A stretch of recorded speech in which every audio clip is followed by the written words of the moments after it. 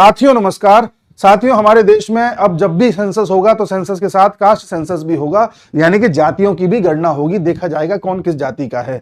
हम लंबे समय से इसके खिलाफ बात करते आए हैं और बोलते आए हैं कि हम इसके खिलाफ हैं कि जातीय जनगणना नहीं होनी चाहिए, कास्ट सेंसस नहीं होना चाहिए।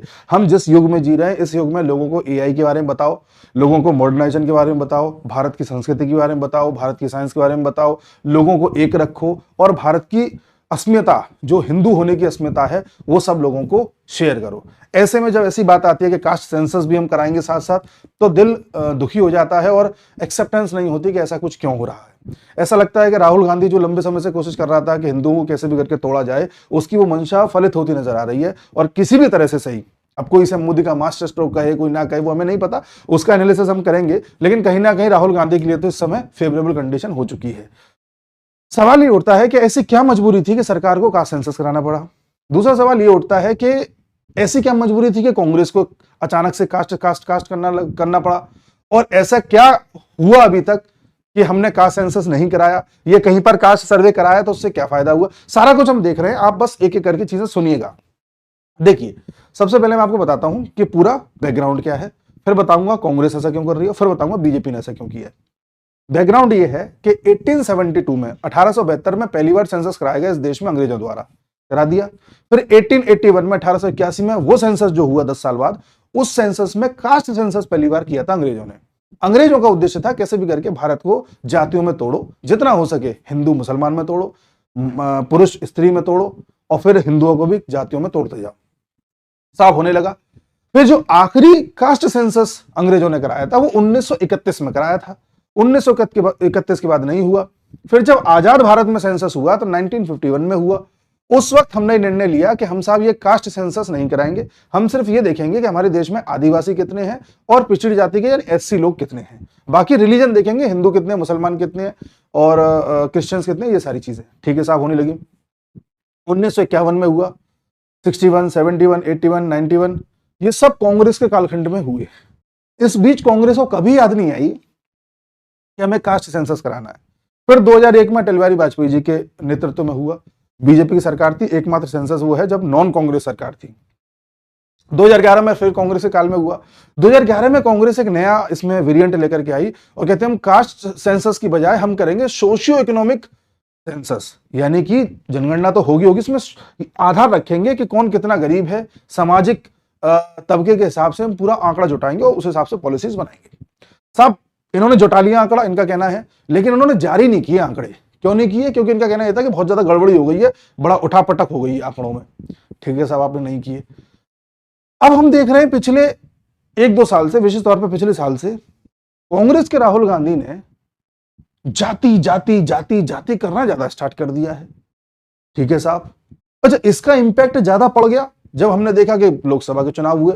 मोदी जी ने देखा कि जब से ये राहुल गांधी ने ये जातिवाद का जो मुद्दा छेड़ा, या बाद में फिर संविधान बदल देंगे जो झूठ फैलाए थे, उससे नुकसान हुआ 3-4 स्टेट्स में।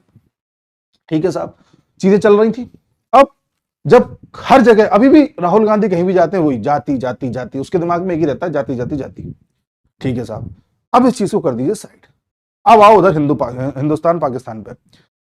आप गौर कीजिए, अभी तो हिंदुस्तान पाकिस्तान में बिल्कुल तनातनी हो रखी है, वो पाकिस्तान को तो हम धूल चटा देंगे, कोई बड़ी बात नहीं है। गौर कीजिए, मैंने वर्ल्ड अफेयर्स इनसाइट्स नाम का जो हमारा चैनल है, उस पर पहलगाम अटैक से 1 या 2 दिन पहले एक वीडियो बना करके डाला था, आप चेक कर लेना, अभी भी पड़ा है।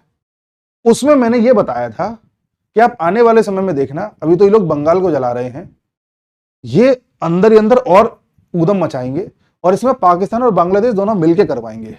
क्योंकि पाकिस्तान की जमात इस्लामी, बांग्लादेश की जमात इस्लामी और यहाँ रह रहे कुछ जमात के ऐसे लोग जो स्लीपर सेल का काम करते हैं, ये कोशिश करेंगे कि भारत में कैसे भी करके मुसलमान और हिंदू के बीच में और ज्यादा लड़ाई कराई जाए और हिंदुओं को फिर तोड़ा जाए जातियों में। ये मैंने आपसे कहा था कि पूरा मामला चल रहा है। अच्छा, उसी वक्त ये पाकिस्तान का जो आर्मी चीफ है आसिम मुनीर, इसने भी बोला था कि साहब हिंदू तो ऐसे होते हैं और मुसलमान ऐसे होते हैं, हिंदू मुसलमान, उसने भी किया था। और जब पहलगाम में मामला हुआ तो उन्होंने धर्म पूछ के किया था।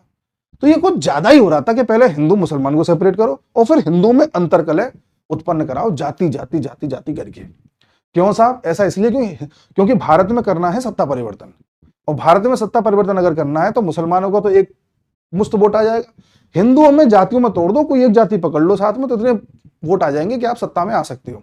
ये फॉर्मूला कांग्रेस भी अपना रही थी, टीएमसी ममता बनर्जी अपना रही हैं, लालू प्रसाद यादव अपना रहे हैं, अखिलेश अपना रहे हैं, और आपका केजरीवाल अपना रहा है। ये सब लोग लगे हुए थे। इन सभी की आपस में छीना झपटी इसी बात की थी कि मुसलमान मेरा, के मुसलमान मेरा, के मुसलमान मेरा। अब इस पे आते हैं कि मोदी जी ने ये चीज क्यों करी, क्यों नहीं करी। अब इस पे बात करते हैं। पहले मैंने बैकग्राउंड बता दिया क्या था, फिर मैंने बता दिया कांग्रेस क्यों कर रही थी ऐसा, क्योंकि हिंदुओं को तोड़ना है, एक जाति का वोट चाहिए उन्हें। और अब बीजेपी ने ऐसा क्यों किया कि उनको कास्ट सेंसस कराने के लिए राजी होना पड़ा। पहली बात तो ये फैसला गलत है, मतलब मुझको ऐसा लगता है पर्सनली, कुछ भी हो जाए आपको यार कास्ट सेंसस नहीं कराना चाहिए था। पर कहते हैं कि साहब जब सब कुछ नेगेटिव है तो इसको कम नेगेटिव कैसे किया जाए। कम नेगेटिव करने का मैं आपको बैकग्राउंड बताता हूं। अभी आपको 2-3 दिन पहले खबर मिली होगी कि मोहन भागवत आरएसएस के जो चीफ हैं वो मोदी जी से मिलने गए थे। परसों की बात है, जब पहले डिफेंस मिनिस्टर राजनाथ सिंह मिलने गए मोदी जी से, थोड़ी देर बाद मोहन भागवत गए, तो लोगों ने गणित लगाना स्टार्ट किया कि मोहन भागवत शायद किसी पाकिस्तान के मुद्दे पर बात करने गए कि हिंदुस्तान पाकिस्तान की लड़ाई में कैसे क्या करना है, उन सब पर कुछ बात करने गए। आज पता चला कि ये गए इसलिए थे कि बीजेपी इनको भी कॉन्फिडेंस में लेना चाहती थी। अब क्यों लेना चाहती थी जानिए। आरएसएस के जितने वर्कर हैं ग्राउंड पे, उनको सबसे अच्छा डेटा पता होता है किसी भी चीज का, लोग क्या सोच रहे हैं, कास्ट का भी पता होता है कहां पे किस तरह के लोग हैं, क्या है क्या नहीं है। तो बीजेपी ने इनसे इनपुट लिया होगा कि भाई ऐसे ऐसे हम कर रहे हैं, क्या करें क्या ना करें। तो देखो अभी भारत पाकिस्तान को ठोक देगा, ठोकने के बाद में इस देश में राष्ट्रवाद की लहर आ जाएगी। उस राष्ट्रवाद की लहर में एक आदमी पूरी ताकत लगाएगा कि कैसे भी मोदी को बदनाम करने के लिए रंग में भंग डालो।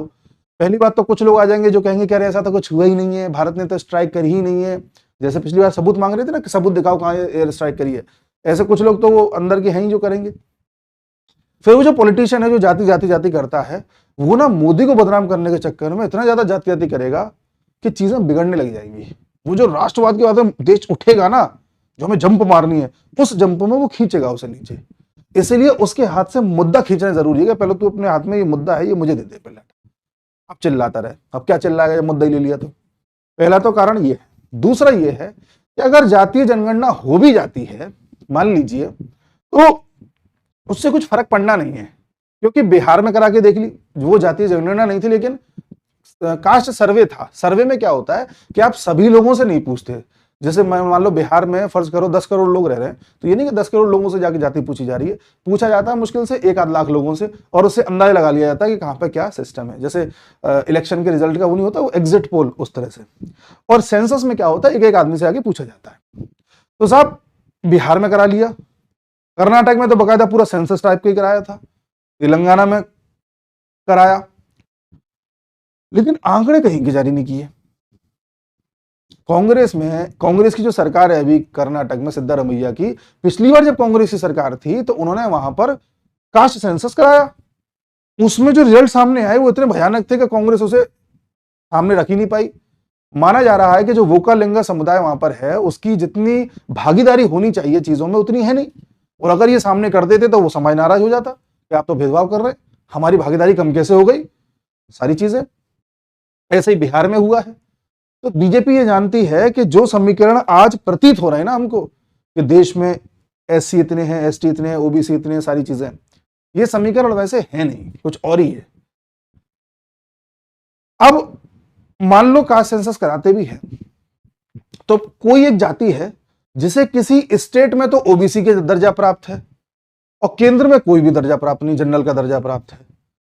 हो सकता है केंद्र में उसे ओबीसी का प्राप्त हो और स्टेट में एससी का प्राप्त है, ऐसा भी मामला है। तो इसमें दिक्कत यह आएगी, वर्गीकृत करना मुश्किल हो जाएगा, किसे ओबीसी कहें, किसे एससी कहें और किसे जनरल कहें। दूसरी दिक्कत इसमें यह आएगी कि सबसे ज्यादा मुश्किल इस बात पे होगी कि इस देश में अनगिनत जातियां हैं, किसे आप वर्गीकृत करोगे, किस बेसिस पे करोगे। सेंटर स्टेट तो छोड़ो, आप उसे कैसे रखोगे कि पिछड़ी है कि नहीं है, वो क्राइटेरिया क्या होगा, बड़ी मुश्किल है साहब। सरकार ऐसा इसलिए करना चाहती है या ऐसा करा इसलिए जाता है क्योंकि माना यह जाता है कि जब हमें अच्छा डेटा पता होगा कि इस जाति के इतने लोग हैं, इस जाति का रिप्रेजेंटेशन कम है, इस जाति को रिजर्वेशन का लाभ ज्यादा मिल रहा है, इसको कम मिल रहा है। तो जब हमें इस तरीके के डेटा पता होंगे तो हम पॉलिसीज उस हिसाब से बना पाएंगे कि जो जाति पीछे रह रही है हम उसे आगे ला सकें। लेकिन दिक्कत यह है कि जो जाति पीछे रह रही है उसको आइडेंटिफाई कैसे करोगे, बड़ा मुश्किल है साहब।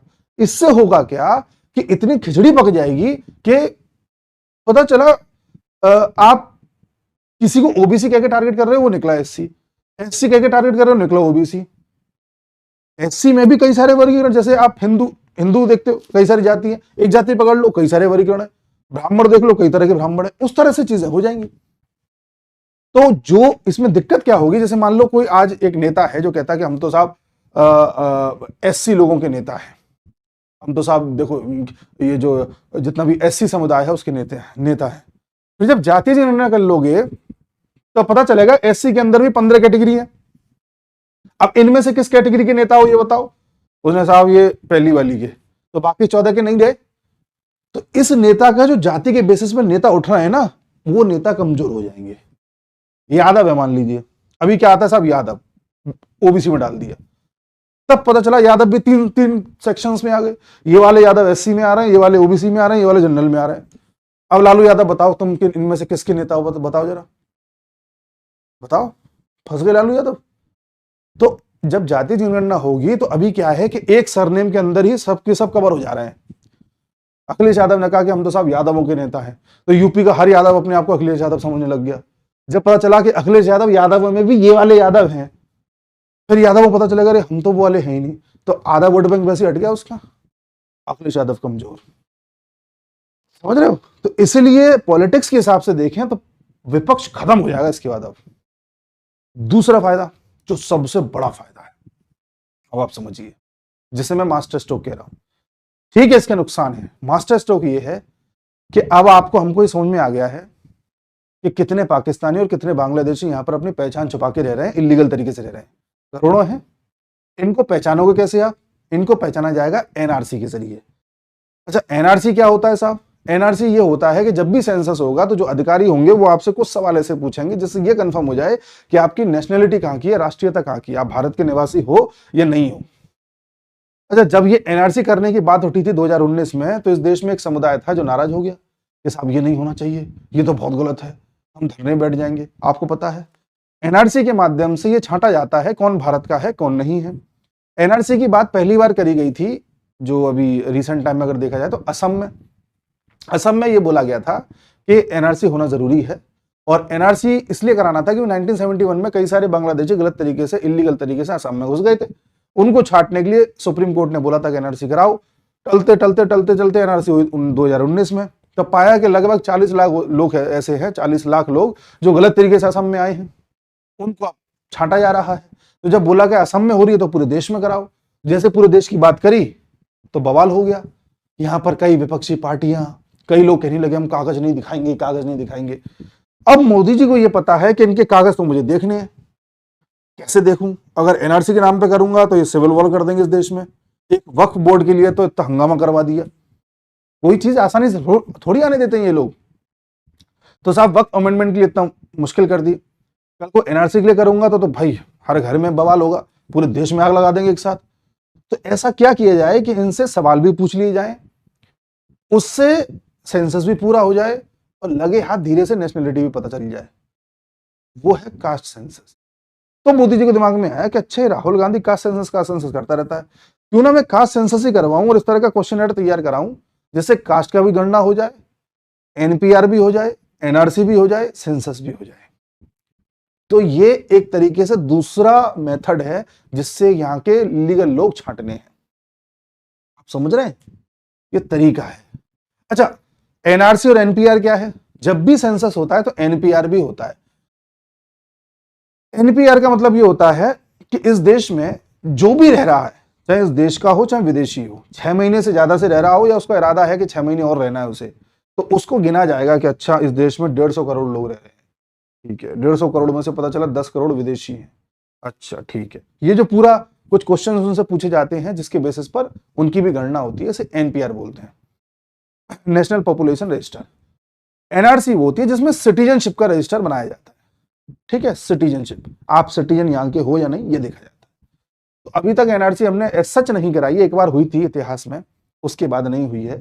तो उसको कराने के लिए दूसरा तरीका पकड़ा है। अब ये तरीका ऐसा है, इसके नुकसान है कि हाँ भाई जाति वाला वो कॉन्सेप्ट आ जाएगा, बट फायदे भी हैं। फायदे जो है, इन इलीगल्स को आपने निकाल लिया ना, तो नुकसान को आप भरपाई कर लोगे, नो डाउट।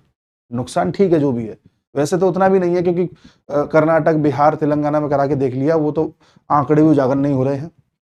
बिहार में नीतीश कुमार ने कराया था, जब उसने तेजस्वी यादव से हाथ मिला लिया था और कांग्रेस भी साथ थी, तब इन लोगों ने कराया था। आंकड़े आज तक जारी नहीं कर पाए, और उसको कराने के, सर्वे कराने के बावजूद भी विपक्षी दल को वहां फायदा नहीं हो रहा, फायदा बीजेपी को ही हो रहा है। तो बीजेपी को ये पता है कि पॉलिटिक्स में भी उसको फायदा है। बीजेपी को यह भी पता है कि जो विपक्ष के हाथ में नैरेटिव था वो भी हम खींच रहे हैं। बीजेपी को यह भी पता है कि इससे हम अवैध बांग्लादेशी और पाकिस्तानियों को छाट लेंगे। और बीजेपी को यह भी पता है कि अभी जब पाकिस्तान को ठोक देंगे, तब जो नेशनलिज्म इस देश में खड़ा होगा, उस नेशनलिज्म को राहुल गांधी दबा देगा इससे, तो उससे भी हम देश को बचा लेंगे। तो जो बीमारियां थी ना, इधर से पाकिस्तान, इधर से बांग्लादेश, और अंदर ही अंदर ही जातिवाद वाला, इन सबको एक बार में खत्म करने की शायद योजना मोदी जी ने बना ली है। अभी ये दिख रहा है, नुकसान ये है कि हाँ भाई वो कास्टिज्म आ जाएगा। ये हमारी बैकवर्डनेस को दिखाता है कि हम आज भी वही सब कर रहे हैं जो आज के 50 साल पहले कर रहे थे। तो ये गलत है, और बट हमें मैच्योरिटी के साथ ध्यान रखना होगा कि हम सब हिंदू हैं, इस देश के हैं। बाकी अब जो भी अपडेट आता है मैं आपको बताता हूँ, ठीक है ना। ये सब मैं आपको बता चुका हूँ, जो इसमें लिखा है, मोहन मिलके आए ये भी बता दिया, और जो होने वाला है वो भी बता दिया, ठीक है। कुछ भी अपडेट आती है मैं अगले वीडियो में लेकर के आऊँगा। और हम वर्ल्ड अफेयर्स इनसाइट्स नाम का चैनल है, उस पर डेली वीडियो बना रहे हैं इंडिया पाकिस्तान के, आप उसको फॉलो करें, उसमें अपडेटेड रहें, सारी चीज़ें होती रहेंगी। नमस्कार।